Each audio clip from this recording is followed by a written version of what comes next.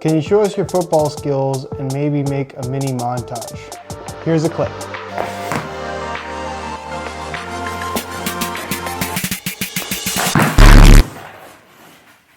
What's going on, guys? Josh from soccerreviewsforyou.com, and welcome to episode 1 of my new Q&A series, which from here forward might be weekly or bi-weekly or monthly, or if you guys really hate it, possibly never ever again. Anyways, I get asked a lot of questions, not just on YouTube, but on a daily basis across all social media platforms, and I do my best to answer as many of them as I can.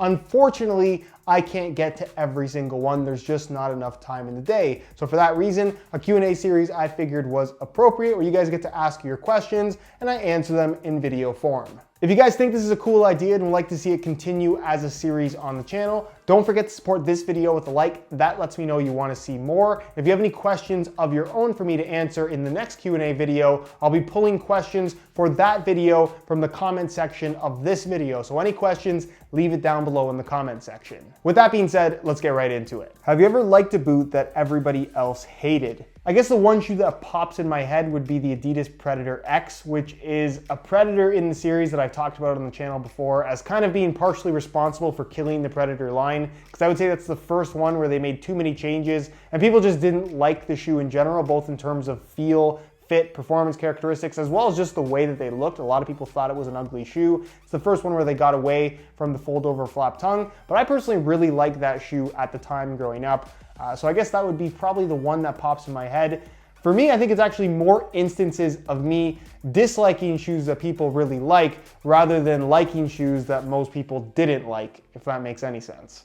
If you were vegan, would you still wear leather cleats?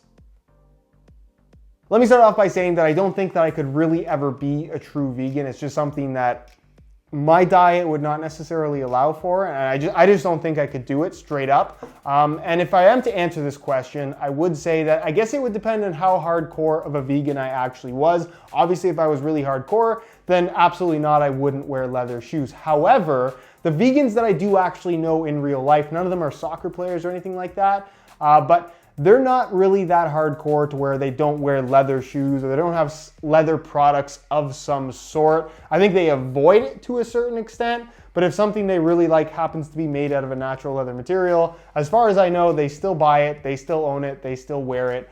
Again, I think it just depends on how hardcore of a vegan you actually are. And a lot of people get confused about this. Let me clarify, because I see from time to time whenever I mention kangaroo leather or calfskin in my videos on a leather shoe, people get confused thinking, why is it called kangaroo leather? Well, leather is actually the skin of an animal, a natural material. That's what leather is. So when it's kangaroo leather, it's the skin of a kangaroo. If it's calfskin, it's the skin of a calf. That's simply how leather material works, if you didn't know. It sounds kind of horrible when you say it like that.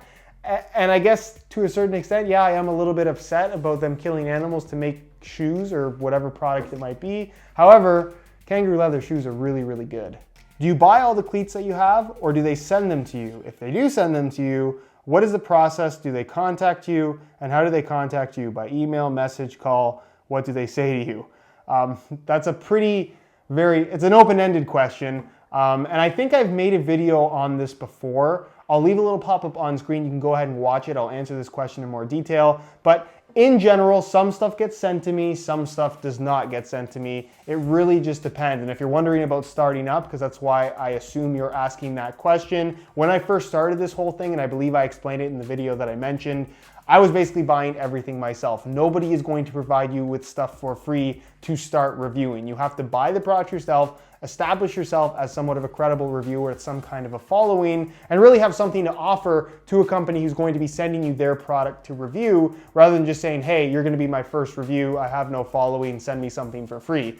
That doesn't sound the most attractive for any brand for that matter. So if you're looking to start up, I would recommend kind of funding it yourself if that is possible. If it's not, I guess save up and then start from there. But just know that when I first started, I had to buy everything myself, and I still have to buy a lot of the products you see reviewed on the channel.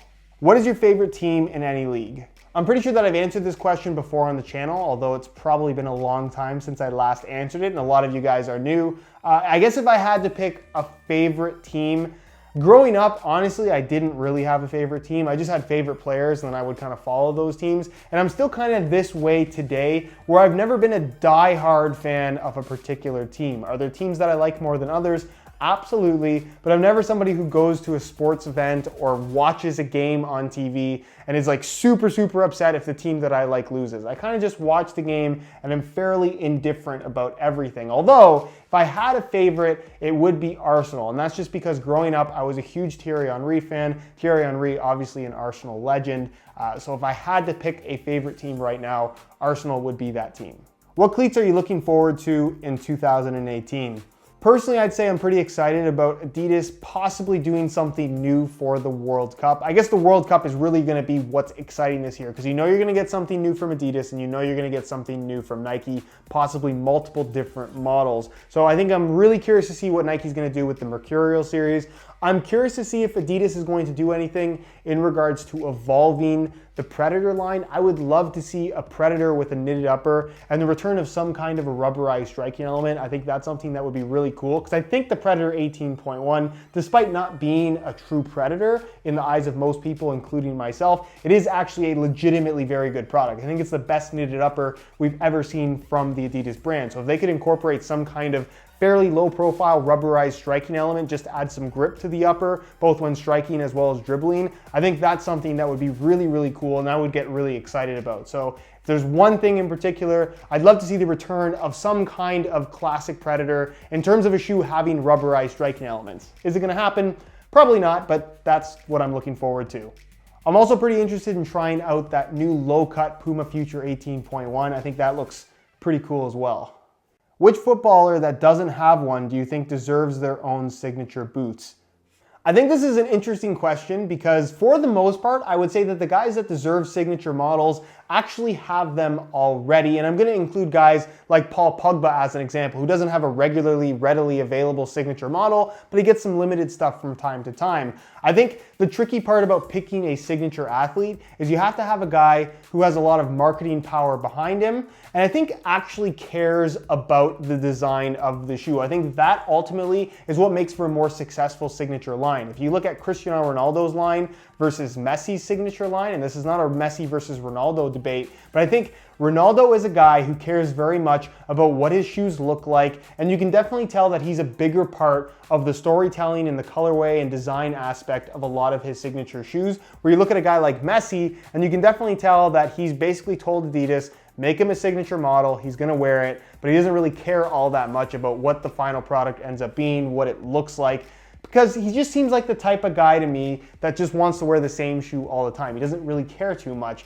So a signature athlete like Paul Pogba as an example, you could tell that he's one of those guys that really cares, which is partially why everything signature he's done with Adidas so far has done fairly well for the most part. So if I am picking an active player right now that I think could front their own signature model, at least one limited edition release, I think somebody like Zlatan Ibrahimovic is a big enough personality. He's got a good social media following. He seems like somebody who cares enough about fashion and the look of his shoes, where that would definitely make for an interesting signature model in my opinion. If we're talking retired players, I think somebody like Thierry Henry, in his prime at least, would have been a really interesting signature athlete, although I do think it's maybe even another video topic to discuss how Nike ended up letting him leave to Reebok when he made the move to Barcelona from Arsenal.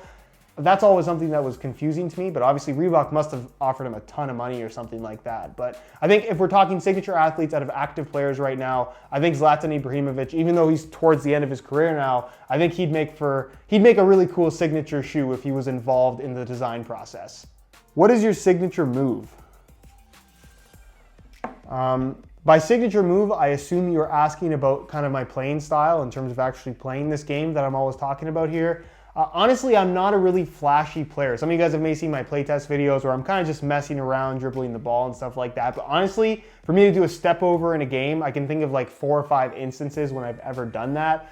I would say more of a direct player in terms of when I'm on the ball. And I guess I don't really do the same thing all the time. I think that's one of the things about my playing style that I guess makes me a good player is I try to be as unpredictable as possible. So I guess being unpredictable in general on and off the ball is kind of my signature move if I'm picking a signature move, because I really don't think that I have one.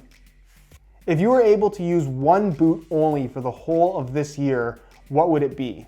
I mean, 2018 just started, so we're gonna just talk about shoes that I've tried and that are out right now, because I can't really say that I would want to wear something that is going to come out because I haven't tried it yet. So if I'm picking right now, my personal favorite at the moment is the Nike Tiempo Legend 7. I really like wearing it, so that would probably be my pick to wear for the rest of the year if I couldn't wear anything else. Where did your interest in beginning a YouTube channel start?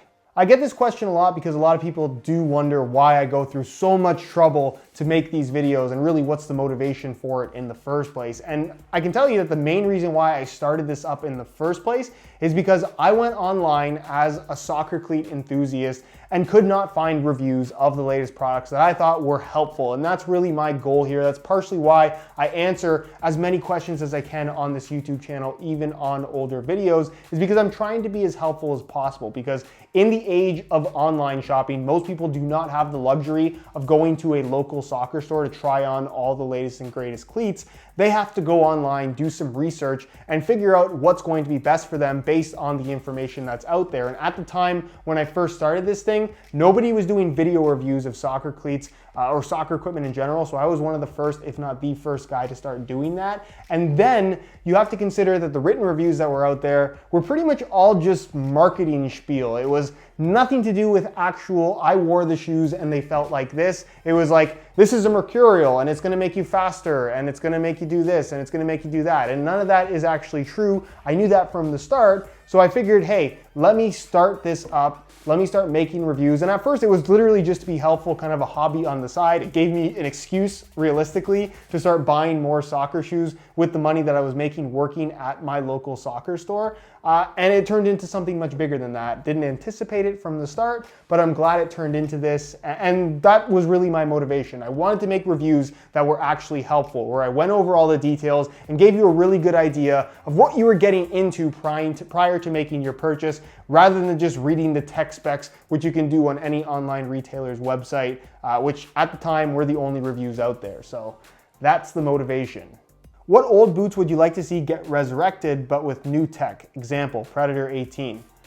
I think I kind of touched on this almost a little bit at the start of the video. My answer to this question would be the return of some kind of a Predator with rubberized striking elements. I don't mind what they're doing right now. I like the fact that the shoe has a knitted upper that's soft. It feels comfortable on your foot. The shoe itself fits pretty well in the form of the Predator 18.1. But I think rubberized striking elements would be something that I would really like to see. And I'd also really like to see that older bladed style stud pattern that we used to see on Predator models up until the Predator LZ. I think that's something that a lot of people would really like out of the Adidas brand in general, not just the Predator series. And I guess if I'm picking a shoe that doesn't already exist, it would be the return of the Nike T90 line. I loved that style of shoe with the rubberized striking elements, slightly bulkier, but just the rubber elements in general is something that I grew up on in terms of just really being a big fan of. Those are some of my favorite boots over the years, and I was personally upset when they got rid of the T90s. The Hyper Venoms are great, which ended up being the replacement, but I think what the T90 line had on offer was just super, super unique, especially when it turned into Laser. Laser 1, 2, 3, and 4, some of the weirdest, most unique shoes ever, but I really liked a lot of them. Is there any pair of cleats that you really wanted as a kid but never got to own them?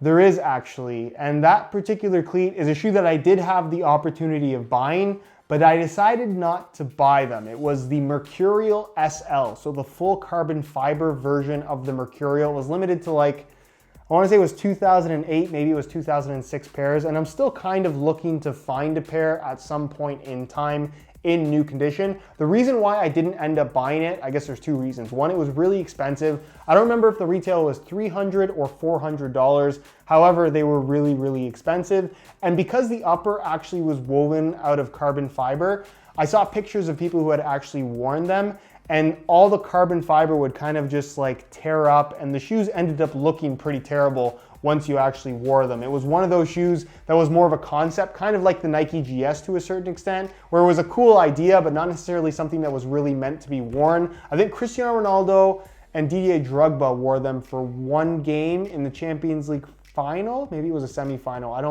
I I don't remember 100%, but I know those guys wore them for one game, and that's pretty much it. So it was kind of like the Nike GS to a certain extent, but it was a really cool limited edition, kind of all carbon fiber shoe. You guys will see the picture on screen. That's a shoe that I still really, really want and did not get as a kid either. What's your preference, real leather or synthetic, and why? I think I've expressed this on the channel before, but my general preference is for leather shoes. And that's simply because I like the softness in terms of how they feel on your feet. And I really do prefer something that has a slightly more padded touch on the ball. And I think if you want a padded feel, nothing, in my opinion at least, does that better than leather. However, I'm not opposed to wearing synthetic shoes. Personally, I'm not a huge fan of like super thin synthetics like the Mercurial line. There was a phase when I was growing up where I was really into Mercurials and I like that super thin sensation. And I don't mind wearing it. I think that Mercurials are great. If that's the only shoe I have to wear, I'm perfectly happy wearing it. But soccer shoes are also very much about personal preference. I think that's partially why you're asking this question. So again, if I'm picking out of everything out there, I tend to prefer leather, but I think some of the synthetics out there right now are fantastic. I think some of the synthetics are as good as they've ever been. Even the knitted uppers are absolutely fantastic, depending on, I guess, which variation of a knitted upper you're talking about. However, if I'm picking out of everything, leather is, for me, what I like. Anyways, guys, that is it for episode 1 of the SR4U Q&A series. Hopefully you enjoyed the video. If you did, be sure to support it with a like.